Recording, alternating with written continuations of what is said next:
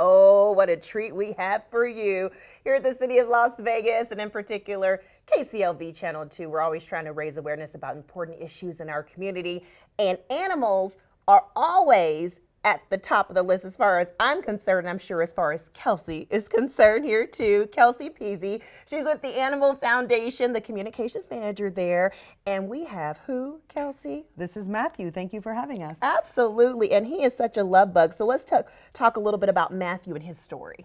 So Matthew came to the Animal Foundation as a lost dog. Unfortunately, he did not have a microchip, so we were unable to reunite him with his family. So that means he becomes available for adoption. He came in a little bit matted, so our groomer, Crystal, gave him a nice bath. He's falling asleep there. He's so sweet.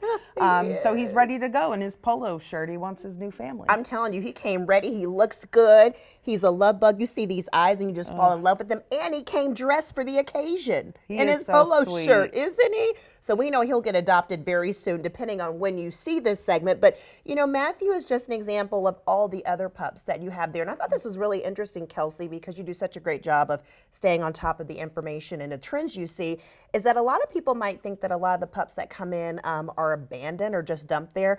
But that's not the case. And there was a stat I thought was so interesting that 78% of the dogs that you've seen this year, they weren't microchipped. That's how they ended up at the Animal Foundation. Yeah, I think it's a big misconception here in the community that a lot of the dogs or cats that we take in have been dumped or abandoned. You see that, you know, sad looking face, but most of them are just lost dogs. Their family loves them, they're looking for them, and they just ended up in the shelter. Unfortunately, 78% of dogs that we took in this year did not have microchips. That number is pretty mind-blowing. Obviously, we think that number is too big. We want every dog that comes in to have a microchip.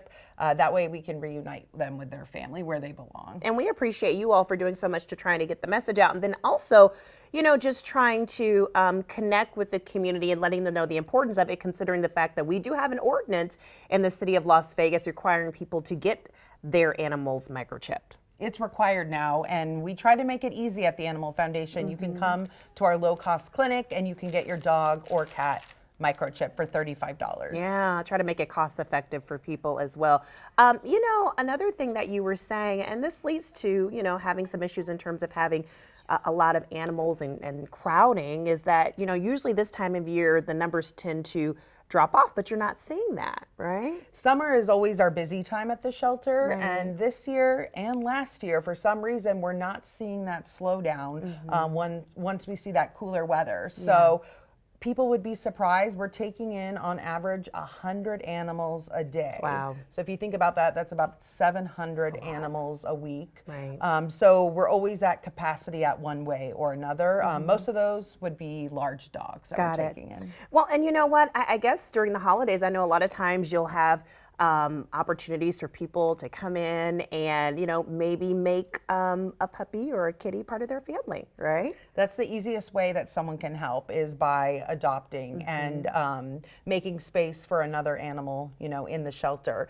If you can't adopt, maybe you can't make that commitment. We understand that, and we have fostering. So whether it be an afternoon or a few weeks, you can take an animal out.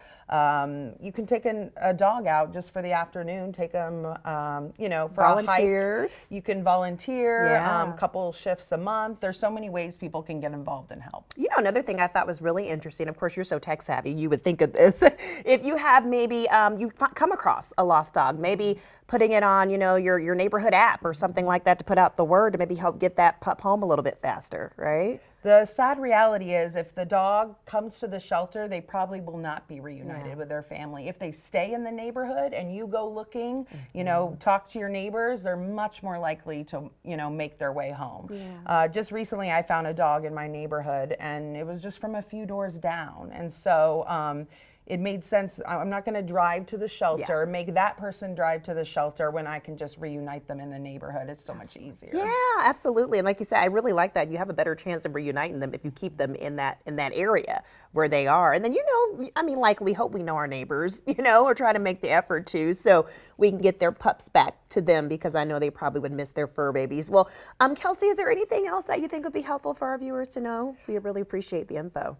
Just volunteer, adopt, foster, anything you can do to help. We're just so appreciative of the community. Anytime we need help, they step up, and we love them for that. Well, of course, we don't mind stepping up. We have such cutie patooties like this. And Matthew. Matthew, and what's that hotline again people can call? So if you lose a dog or you find a pet, we know there's a lot of steps. Maybe you're a little bit panicked. So now we have a hotline with the help of the city, 702-955-5932. Someone can kind of walk you through those steps. So you don't have to memorize all those steps. If you find a dog, call and we'll help you. Wonderful. They're just a phone call away. So thank you so much, Kelsey. You're welcome back anytime. Thank you. You bring cutie patooties like Matthew. Matthew, you want to say bye to everybody so they can see this sweet little face of yours? Oh my goodness, look at that face. How can you say no? His underbite is the best part. I know, right? Thank you, Kelsey. Thank you. Thank you, Matthew. Say bye. Bye, everybody.